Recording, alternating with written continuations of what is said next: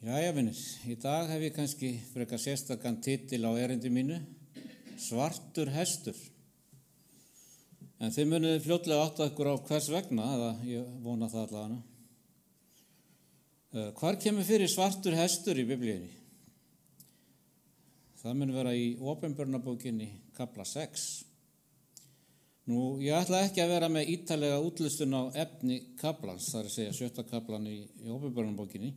Þessi stað þá fáið þið eins konar örnámskeið í dag, því að þið þurfið að hafa einhverja hugmynd innihald kapla 5 og 6 til 8 ykkur af því sem ég er að fjalla Svo við skulum hefjast handa.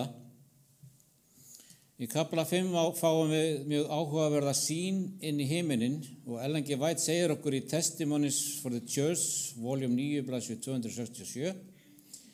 Það þarf að rannsaka 5. kapla Opinberunarbókarinnar vandlega. Hann er mjög mikilvægur fyrir þá sem munu taka þátt í verki Guðs þessa síðustu daga. Það eru sumir sem eru blekktir. Þeir gera sér ekki grein fyrir hvað er í vændum á jörðinni. Nú, það er mjög merkilegt að hún skuli segja þessa síðustu daga því að mest af því sem fjallað er í kapla 5 og 6 hefur þegar ræst fyrir löngu. Og hvers vegna segir hún hvað er í vændum á jörðinni ef hún vil, eins og hún vilji meina að það sem þessi kaplar segja frá sé ennþá í framtíðinni. Þrátt fyrir að eins og þið munu sjá þá hefur þetta ræst fyrir löngu. Nú rifjum upp hvað þessi kaplar fjalla Kapla 5 birtist okkur bók. Kristur er sá eini sem er færum að opna innsiglin 7 sem er á bókinni. Og eins og ég sagði, þessi 7 innsigli tákna atburðir sem að mestu eru í fortíðinni. Innsiglin eru síðan opnuð í Opinberunarbókinni 6 eða 6 af þessum 7 innsiglum. Síðasta innsiglið er ekki opnað hins vegar fyrir inn í kapla 8. Og fyrstu 4 innsiglin birta okkur þessa hesta. Hvítur hestur, rauður hestur, svartur hestur og bleikur hestur. Og þessir hestar vísa til atburða í fortíðinni, allt frá tíma apostolana fram til 18. aldar eða til loka þess sem kallað er myrkar miðaldir á því tímabili. 4 hestar. Og hvað tákna þeir? Nú, vettvangur fyrsta innsiglisins og hvíta hestsins lýsir útbreiðslu fagnaðarerindisins sem hófst kröftulega á hvítasunnu og með dreifingu fagnaðarerindisins byrjaði ríki Krists að breiðast út. Og hvítur hestur táknar sigur og hreinleika. Hvítur hestur birtir okkur frumkirkju apostolana og leiddi þá til sigurs yfir heiðnum heimi. Kenningar hennar hreinar og sigursæll leiðtogi hennar er Kristur sjálfur. En eftir að apostolarnir dóu varð breyting. Trúin kólnaði og þeir dagar sem hafði verið spáð fyrir komu, það er fráfallið. Þannig að síðan kemur rauður hestur blóðsúthellinga, því að rautt táknar blóð. Og knapinn hefur mikið sverð og fær að taka friðinn af jörðinni sem opnar mönnum leið til að drepa hvern annan. Annað innsiglið lýsir afleiðingum þess að hafna fagnaðarerindinu eins og átti sér stað strax eftir fráfall apostolana. Þar sem Kristur er að heyja andlegan hernað með boðun fagnaðarerindisins veita öfl hins illa sterka mótstöðu og óhjákvæmilega fylgir ofsóknir og knapinn tekur friðinn frá jörðinni og þess vegna fylgja ofsóknir í kjölfarið.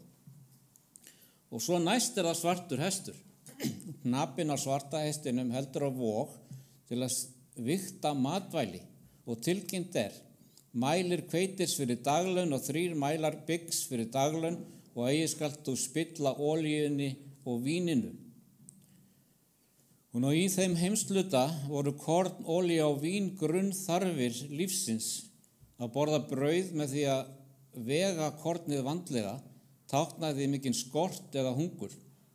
Og dögum Jóhannesar var denar dagvinnulaun og við venjulegar aðstæður myndi dagvinnulaun og denarinn sem sagt kaupa allar nauðsynjar fyrir fjölskylduna fyrir þann dag. Þannig að vettvangur 3. innsiglisins bendir á frekari afleiðingar þess að hafna fagnaðarerindinu og frá og með 4. öld þegar kirkjan fékk pólitískt vald. Ef hvíti hesturinn táknaði boðun fagnarinsins, táknaði svarti hesturinn fjarveru fagnarinsins og treysta á mannlegar hefðir. Korn í Biblíunni táknar orð Guðs og höfnun fagnarinsins leiðir óhjákvæmilega til hungursneyðar á orði Guðs. Og segja má að þetta tímabil hafi hafist þegar að Konstantínus fékk fræga sýn af krossi og honum sagt að sigra með þessum krossi. Endilega munið eftir þessum sögulega atburði, því að þetta verður mikilvægt hér á eftir. Og eftir þessa sýn gerðist hann kristinn og kirkjan fór að hafa mikil ítök í stjórnmálum. Þannig einkenndist þetta tímabil af mikilli samvinnu stjórnmála og kirkju. Saga þessa tímabils er full af ofsóknum gegn þeim sem voru ósammála kirkjunni. Og næst tekur við bleikur hestur og litur hestsins í 4. innsiglinu er gefin upp með gríska orðinu kloros, sem er öskugrár. Öskugrái liturinn á niðurbrotnu líki. Þannig að réttar er að segja fölur hestur. Knapinn heitir dauði og hel er í för með honum. Þeim var gefið vald yfir 4. hluta jarðarinnar til þess að deyða með sverði, með hungri og drepsótt og láta menn farast fyrir villidýrum jarðarinnar. Þarna sjáum við tímabil hinna myrku miðalda, þegar meginreglum trúar og borgarafrelsis var þverbrotnar og leiðtogar bæði á hinu pólitíska og andlega sviði sameinuðust og lýðræði og trúfrelsi var fótum tróðið. Kirkjan hefur ekki lengur aðeins ítök í stjórnmálum. Nú er það sem kirkjan tekur alfarið við og konungar þurfa að lúta vilja páfa. Þetta var sem sagt örstutt kynning á hestunum 4 sem koma fram í fyrstu 4 af innsiglunum 7 í Åpenbarabókinni 6. En hvaða erindi hefur þetta fyrir okkur í dag? Ef tímabil þessara 4 hesta er lokið, hvaða gagn höfum við af þessu í dag? Mundu hvað Ellen G. White sagði. Hún er að tala kafla 5 sem fjallar þessi innsigli og hún segir að það sé mikilvægt fyrir þá sem munu taka þátt í verki Guðs þessa síðustu daga. Og þannig hafa margir fært rök fyrir því að þessi saga endurtaki sig. Nú það er vitnað í texta eins og Predikaran 1:9, það segir þar: það sem hefur verið, það mun verða og það sem gjörst hefir, það mun gjörast og ekkert er nýtt undir sólinni. Þannig getum við búist við að það sem gjörst hefur með þessa hesta muni endurtaka sig. Og líka Rómverjabréfið 15:4, allt það sem áður er ritað oss til uppfræðingar til þess að vér fyrir þolgæði og huggun ritninganna héldum vonvori. Þannig er okkur hollt að fræðast þessa hesta þar sem saga þeirra er að öllum líkindum að endurtaka sig, eða við getum búist við því, ekki á nákvæmlega sama hátt. Sumir segja að sagan endurtaki sig ekki, heldur að hún rými. Og hvaða hestur gæti þá best táknað þann tíma sem við lifum á í dag? Ég sé fyrir mér að tímabilið sem við lifum á í dag megi líkja við rauða hestinn. Og hvers vegna segi ég það? Tímabil rauða hestsins var tímabil mikilla ofsókna, ekki af kirkjunni, heldur af heiðinni Róm. Þetta var tímabilið á undan því þegar Konstantínus fékk fræga sýn af krossi og gerðist kristinn. Róm var ennþá heiðin. Vissulega höfum ekki þurft að þola samskonar ofsóknir og kristnir þurft að þola á þessu tímabili. En hafa kristnir þurft að þola ofsóknir?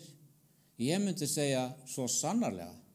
Allt frá frönsku stjórnarbyltingunni hafa þeir sem tileinka sér kristna trú þurft að þola háðung og niðurlægingu. Og við tók tímabil sem kallað hefur verið The Age of Reason eða tímabil skynseminnar. Fram kom þróunarkenningin sem er eins konar trúarbrögð og einu trúarbröðin sem eru leyfð í skólum. Og siðferði Biblíunnar er litið á með háðung og allt er leyfilegt. Þeir sem voga sér að gagnrýna hið nýja siðferði eru í besta falli hafðir að háði og sumstaðar á fólk í hættu að verða lokað inn í fangelsi fyrir sínar biblíulegu trúarskoðanir. Hvað það annað en ofsóknir, þó svo að þær séu að öðru tagi en þær sem kristið fólk þurfti að þola af Neró og hans liði á tímabili Rauða hestsins. Það svo þetta sannarlega rímar. Og hvað getum við það búist við að gerist næst? Hvaða hestur á eftir þessum rauða? Það svartur hestur. Rifjum aðeins upp hvaða einkennir hann. Eftir gríðarlegar ofsóknir heiðinna Rómar tekur við Konstantínus. Hann fær yfirnáttúrulega sýn af krossi og skilaboð að hann skuli ná völdum með þessu merki. Eitthvað sambærilegt að gerast í dag? Verið að kalla eftir sambærilegum breytingum og áttu sér stað þá? Nú ætla ég að sýna þér fréttir. En það ekki fréttir sem þú sérð á RÚV eða Stöð 2 eða Morgunblaðinu.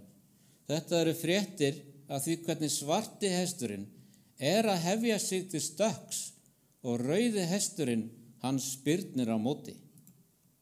Sjáu þetta myndband.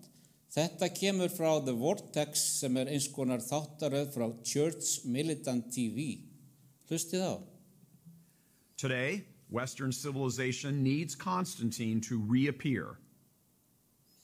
Hann segir í dag þarf vestræn siðmenning þess að Konstantínus birtist á ný. Alveg eins og ég sagði, jafnvel þó að hestarnir 4 hafi sögulega uppfyllingu, byggða á skilningi okkar af spádómi Biblíunnar, mun sagan endurtaka sig. Konstantínus þarf að birtast á ný. Nú auðvitað ekki bókstaflega hann sjálfur. Hann dáinn og í gröfinni núna. En hreyfingin sem líkist uppgangi Konstantínusar og valdatíma hans að verða að veruleika. Valdatími svarta hestsins. Hver gæti orðið þessi nýji Konstantínus? Sjáðu þessa fyrirsögn. Íhaldsamir evangeliskir halda að Donald Trump sé næsti Konstantínus, nútímalegur Konstantínus. Og í þessari grein segir að þegar skrollaði niður vefsíðuna að það segir Mark Lee Dixon, baráttumaður gegn fóstureyðingum í Texas, sagði mér að hann liti á Donald Trump sem Konstantínus hreyfingarinnar gegn fóstureyðingum. Ekki gleyma samhenginu. Þetta andstæðingar fóstureyðinga að tala og þeir segja hann Konstantínus okkar. Þeir sem að berjast gegn ofsóknum Rauða hestsins, heiðninnar, vilja fá nýjan Konstantínus og þeir sjá hann í Donald Trump. Þeir vilja sjá svarta hestinn koma fram og þeir sjá tækifærið í Donald Trump. Through your leadership, you embody the values of our Christian faith and love for the gospel. You remind me of the great Roman emperor, Constantine the Great.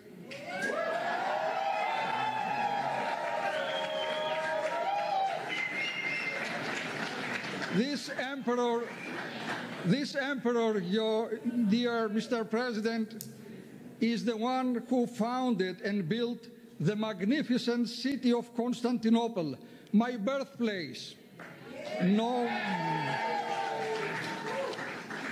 today as Istanbul.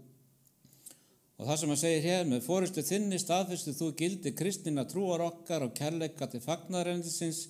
Þú minni mig á hinn mikla rómverska keisara Konstantínus mikla.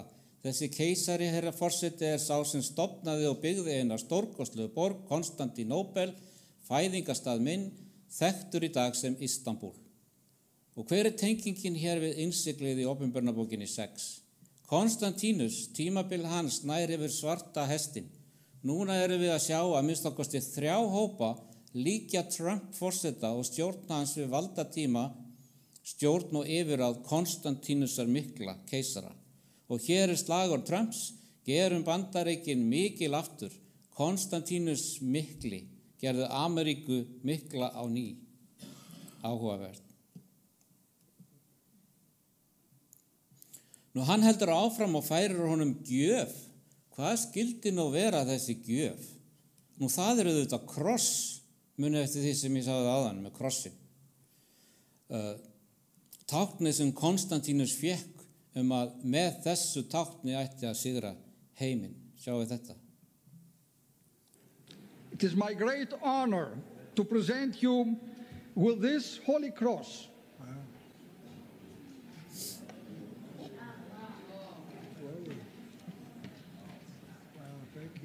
This cross is the very symbol that led this great Roman Emperor Constantine to victory. As Christ revealed to him in a vision, he said, "En tuto nica," told the emperor, means go with this and be victorious, Mr. President. This cross is an everlasting symbol of peace and an invincible trophy, a sign of divine strength and guidance. With this cross, I pray you bring peace to the world and make America invincible.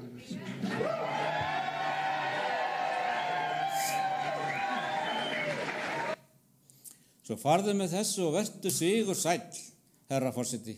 Þessi kross eilíft tákn friðar og ósigrandi bikar, merki guðlegan styrk og leiðsögn. Með þessum krossi bið ég að þú færir frið í heiminn og gerir Ameríku ósigrandi. Þannig að eins og Konstantínus sá tákn á himni, kross, þá þarf Trump að fá sinn kross til að sigra heiminn. Þeir vilja að Donald Trump sigri heiminn með krossi. Nú hérna hægra megin á skjánum Jonathan Berry, einn af nokkrum höfundum Project 2025, handbókin sem Trump verður að fylgja. Hann nefnir að stjórn Trump sé líkt við Konstantínus hinn mikla. Og hér það. To be very specific, like it used to be, this was basically the norm through, as best, I've looked into this some, I'm working on some research on this, really literally dating back to Constantine and his recognition of Christianity in the Roman Empire. Og það svolítið ruglingslegt að hlusta á hann fyrir reyni annað, en það sem hann að reyna að segja þetta, að aftur til Konstantínusar, og svo segir hann, og viðurkenningar hans á kristni í Rómaveldi. Svo hann nefndi að Konstantínus viðurkendi kristna trú allt Rómaveldi. Og spurningin hvers vegna? Litið verður á ríkisstjórn Trump sem nútíma Konstantínus vegna þess að það eitthvað að gerast með kristni í Ameríku og þar að leiðandi Trump núna okkar nútíma Konstantínus. Rauði hesturinn, Nero keisari, byrjaði að kremja kristni árið 64. Það tímabil rauða hestsins. En ég ekki að leggja áherslu á rauða hestinn í dag. Ég vil komast í að skoða Konstantínus nánar.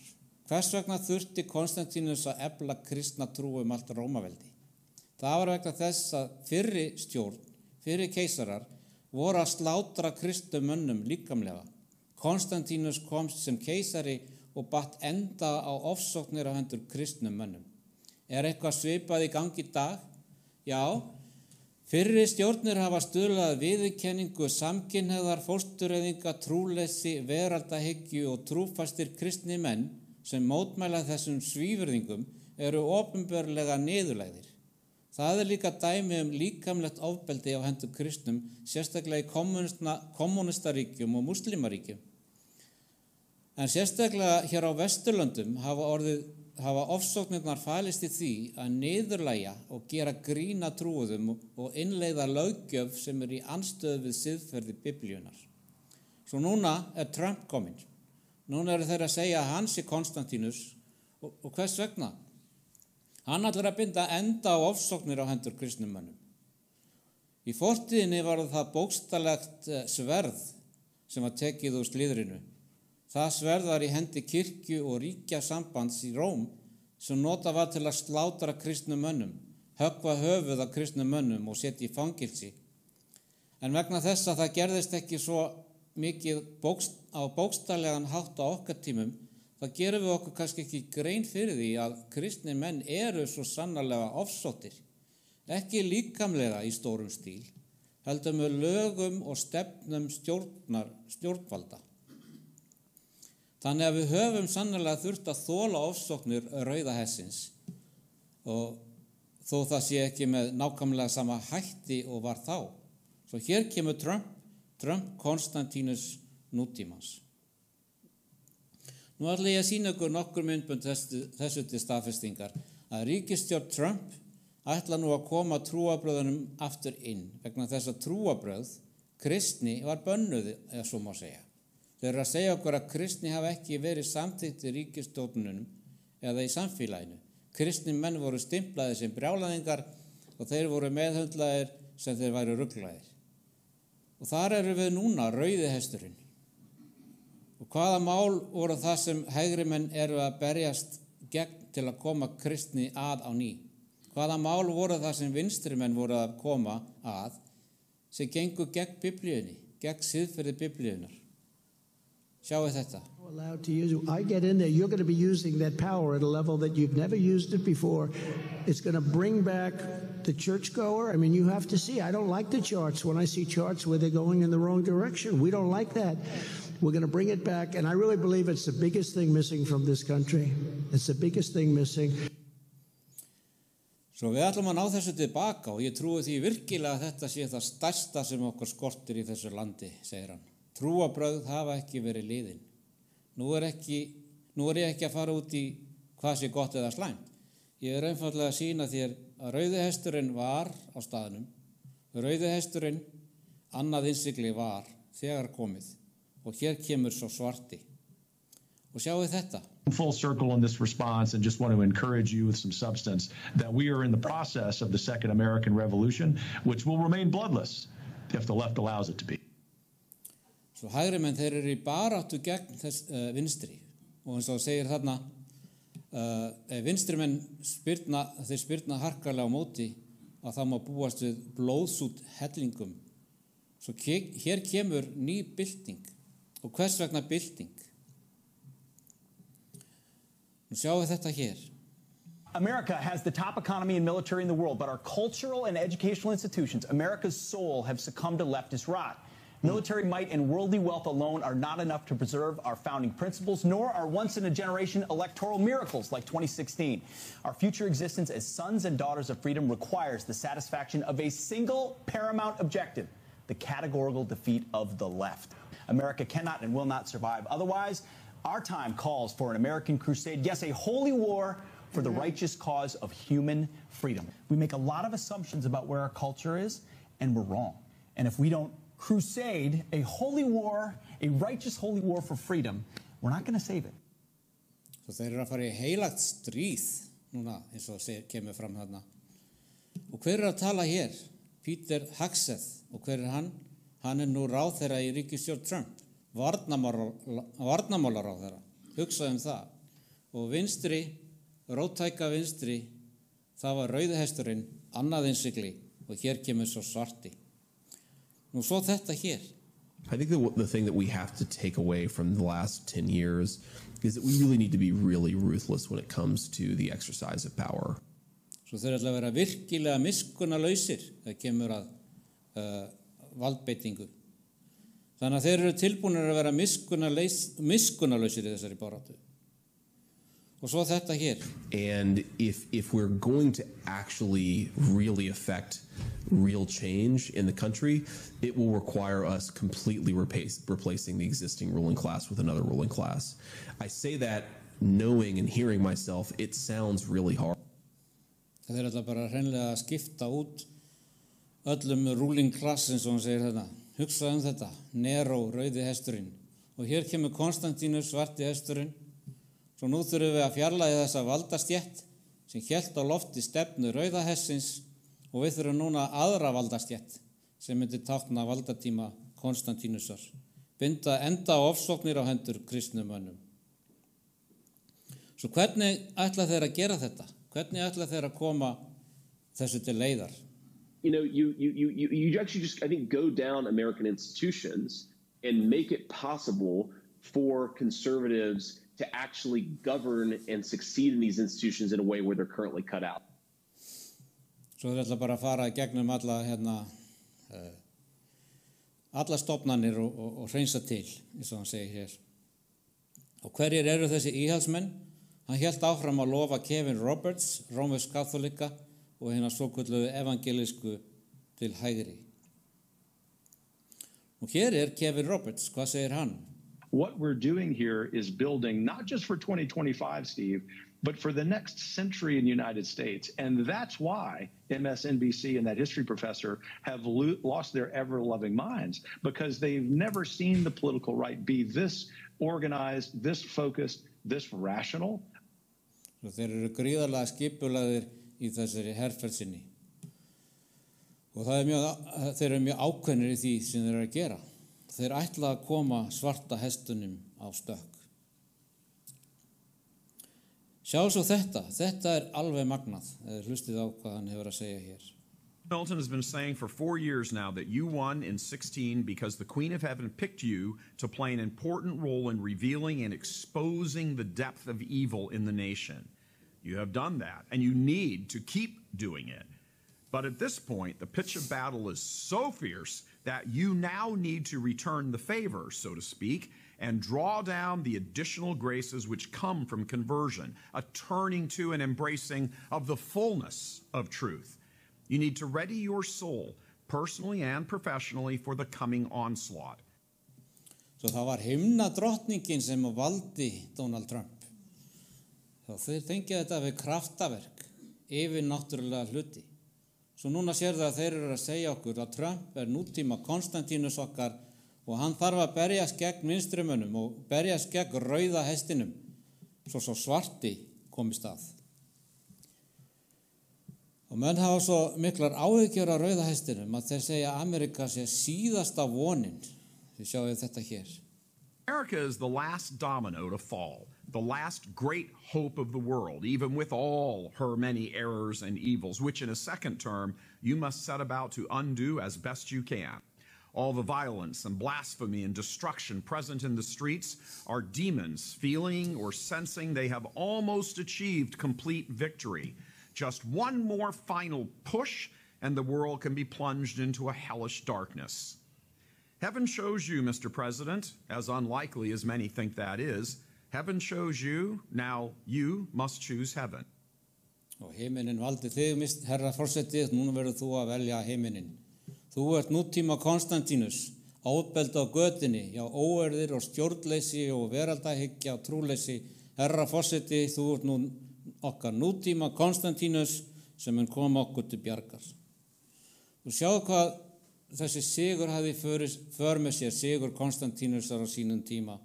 The victory paved the way for Christianity to be freed from the persecutions and eventually become the religion of the Roman Empire. Svo sigurinn ruddi brautina fyrir kristni til að losna undan ofsóknunum og lokum varða trú Rómaveldis. Sérðu það, rauði hesturinn réði ríkjum, annað innsigli, svo kom Konstantínus svartur hestur til að binda enda á kristnir menn séu ofsóttir og opinberlega allt heimsveldið. Herra forseti, við þurfum á þér að halda til að vera nútíma Konstantínus. Svo hvað getum við búist við að þetta leiði af sér? Hvað mun svarti hesturinn innleiða? Sunnudagurinn mun verða tilbeiðsludagur samkvæmt lögum. Takt eftir þessu. Á tímum Konstantínusar voru sunnudagslögin sem virkilega komu því til leiðar að kristni var viðurkennd allt heimsveldið. Og ég vil endurtaka það vegna þess að það verulega áríðandi atriði að Konstantínus þurfti að innleiða sunnudagslöggjöf til að koma þessu í kring. Konstantínus byrjaði að endurreisa kristna trú og forða þeim frá ofsóknum árið 313 eftir Krist. Hvert var mikilvægasta verk Konstantínusar til að vernda kristna allt heimsveldið? Sunnudagslöggjöf. Og ríkisstjórn Trump ásamt bandamönnum sínum eru farnir að segja að við verðum að spyrna gegn róttækum vinstrumönnum. Við verðum að leyfa kristni að hafa frelsi og frið. Og mikilvægasta aðgerð þessara stjórnar til að tryggja og vernda þeirra útgáfu af kristni verður sunnudagslög. Það má alveg búast við því. Spurningin bara, mun það gerast á næstu 4 árum? Það eina spurningin. Það ekki spurning hvort svarti hesturinn komi fram, það bara hvenar hann muni koma. Vegna þess að svarti hesturinn þegar kominn á stökk.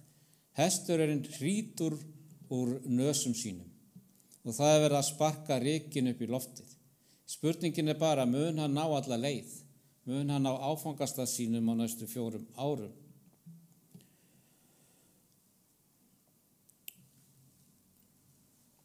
Svo kristin trú var hvað? Hún var frjáls allt Rómaveldi, engar ofsóknir lengur. Og hér eru leiðtogar nýstofnaðrar trúars Kristófi forsetans í Hvíta húsinu, Paula White, yfirráðgjafi og Jennifer Korn, trúarleiðtogi. Sjáu þetta. It is so amazing. I have every staff person that I run into talks about they're praying this, they're praying over here, they're doing worship, we're doing Bible study. We're going to be implementing that as well so that all staff can come together. We had a service for Ash Wednesday. There's going to be a service for Purim tomorrow. I can't not run into somebody. The cabinet members are doing their own Bible study. I think people just feel freed that they could wear their faith on their sleeve, that there's no shame anymore, that we could talk about being people of faith. Svo fólk frjáls núna. Svarti hesturinn þegar komin á stökk. Spurningin bara mun hann ná ferðinni á næstu 4 árum. Og hvers konar útgáfa af kristni munu þeir innleiða? Vegna þess að útgáfa Konstantínusar af kristni var heiðni í kristnum búningi. Núverandi hreyfing til að vernda kristna trú í Ameríku ekkert annað en heiðni, hulin búningi kristinnar trúar. Árið 321 lögfesti Konstantínus sunnudagsdýrkun í landinu og hér orðrétt yfirlýsing frá Konstantínus: látið sýslumenn og borgarbúa hvíla á fyrsta degi sólar, látið öll verkstæði vera lokuð. Hafði sunnudagslög Konstantínusar eitthvað með Biblíun að gera? Nei, það hafði að gera með sóldýrkun. Og nú í dag það komið þannig að núverandi réttrúnaða leiðtogar, rómversk-kaþólskir leiðtogar mótmælenda, Project 2025, allir eru að segja Trump Konstantínus nútímans. Og það ljóst að þeirra útgáfa af því að vernda kristnina í Ameríku byggist á sólinni, alveg eins og Konstantínus dyrkaði sólina, sem gerir hann að náttúrudyrkanda, helsti guð náttúrudyrkanda sólin. Þaðan kemur sunnudags helgihald. Og sjá þetta síðasti búturinn sem ég ætla að spila fyrir ykkur í dag. Already the Roman Emperor Constantine recognized the special importance of a common day off and introduced the work-free Sunday. To protect the Sunday as a common day off. Og sunnudagurinn var verndaður af Konstantínus. Svarti hesturinn, við erum nú í auga stormsins og þegar menn segja friður og engin hætta, þá kemur snögglega tortiming yfir þá. Þegar þeir segja friður fyrir hina kristnu, endur heimta kristni. Þegar þeir segja friður og öryggi, þá kemur skyndilega eyðilegging. Það að koma fyrir fólk Guðs. Svartur hestur þegar komin á stökk, hann mun ná sínu fram eins og Konstantínus var kristinn að nafninu til og kom því til leiðar að kirkjan hefði gríðarleg ítök í stjórnmál þess tíma, þannig að ofsóknum rauða hestsins lauk, þannig verður það einnig nú.